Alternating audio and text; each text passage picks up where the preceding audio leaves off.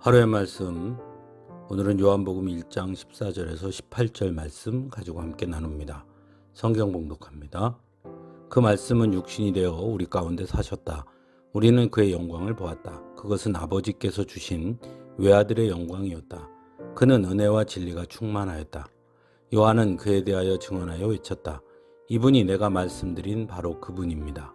내 뒤에 오시는 분이 나보다 앞서신 분이라고 말씀드린 것은 이분을 두고 말한 것입니다. 그분은 사실 나보다 먼저 계신 분이기 때문입니다.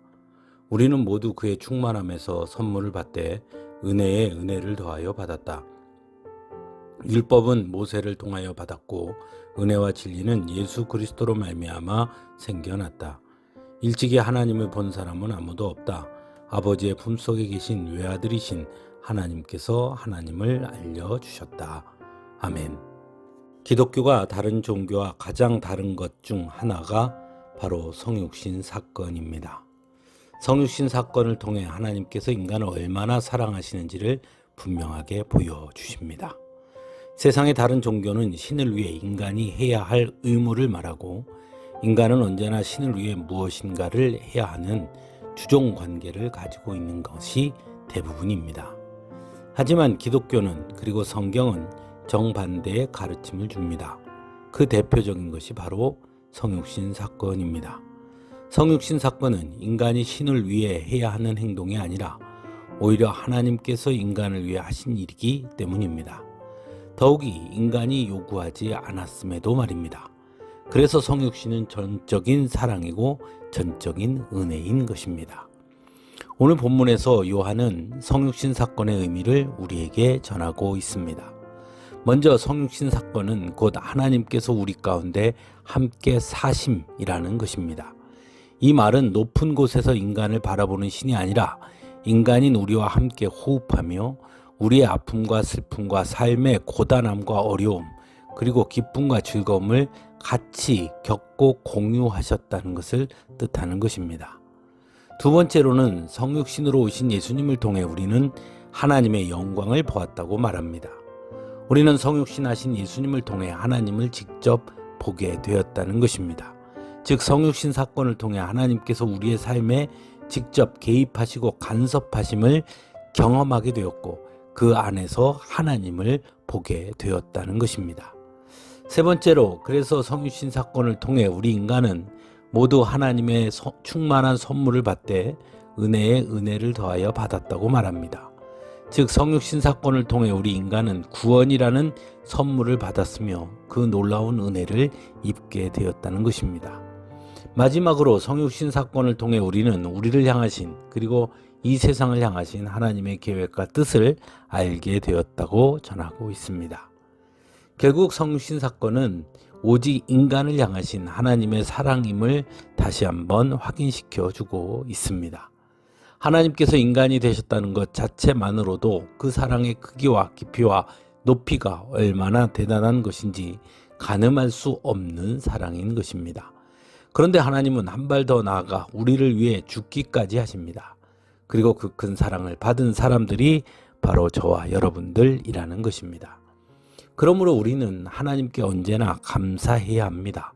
그래서 어떤 순간 어떤 상황이 온다 하더라도 하나님께는 오직 감사 외에는 드릴 것이 없는 것입니다.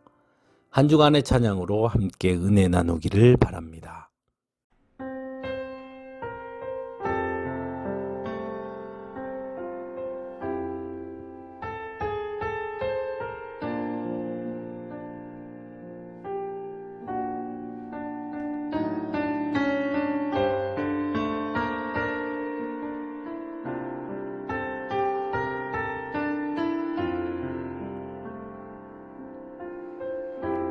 너의 믿음 어딨나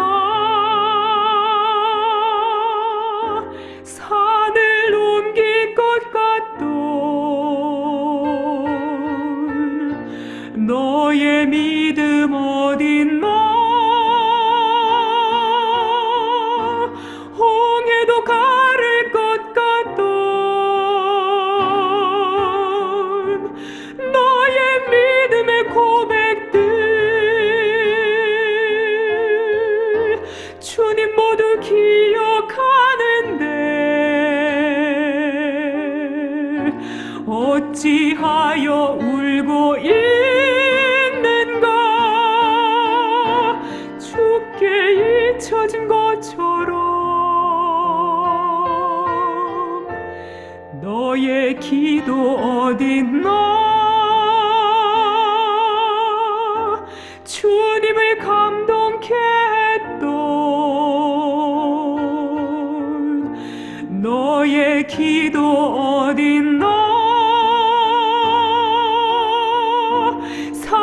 나를 결박시켰던 너의 믿음의 기도에 주의 영광 나타났는데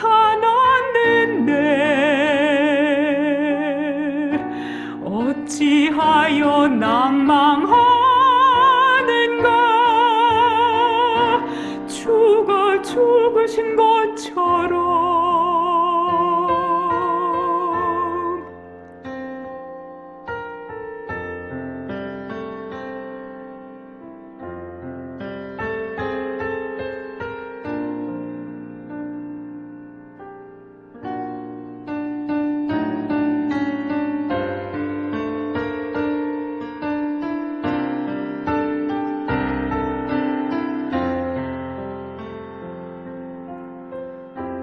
너의 찬송 어딨나 주님을 머물게 했던 너의 찬송 어딨나 흑암의 사슬을 끊던 너의 믿음의 찬송이 승리의 길가였는데 어찌하여 탄식하는가 구원 못 받은 것처럼 어찌하여 울고 있는가 주께 잊혀진 것처럼.